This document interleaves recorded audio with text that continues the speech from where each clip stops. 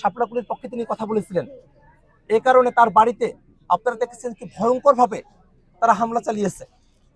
বাড়িতে বেসিন ভেঙেছে, রান্নাঘর তছনছ করেছে, 4 ভরি স্বর্ণ এবং 2 লক্ষ টাকা তারা লুটপাট করে নিয়ে গেছে। বাড়িতে বাইক ভেঙেছে, 2টা বাইক ভেঙেছে তারা। এই বাড়িটার আসবাবপত্র সবকিছু ভেঙেছে, কোরআন শরীফ তছনছ করে ফেলেছে। এমন ভাবে তারা এই বাড়িটার একেবারে এই বাড়িটাতে আর বসবাসের অযোগ্য হয়ে গেছে, এমন ভাবে তারা এই বাড়িঘরটা ভেঙেছে।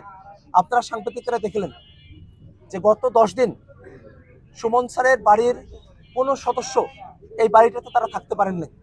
আজই প্রথম এই মিডিয়ার ভাইরা আপনাদের ভরসায় তারা কিন্তু আজকে বাড়িতে এসেছেন।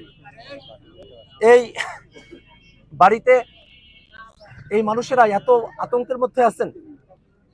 আমার এনসিপির কর্মী সুমন স্যারের মা তার ছেলের জন্য 2 চোখের পানি ফেলছেন আর বলছেন আমার হাতে তার ছেলেকে তুলে দিয়ে যে আমার ছেলেকে বাঁচান। জীবনের সংখ্যা নিয়ে এনসিপি এবং জামাতের কর্মীদেরকে হারাগাছে তাদের দিনে নিপাত করতে হচ্ছে। বেশিরভাগ কর্মী তারা আজকের আগে পর্যন্ত তারা হারাগাছে আসতেই পারেননি। আমাদের আরেকজন কর্মী রুবায়েত ভাই, তার বাড়িতে তারা হামলা চালিয়েছে। তার বাড়িতে তার মায়ের সাথে এবং তার বোনের সাথে আমার কথা হয়েছে।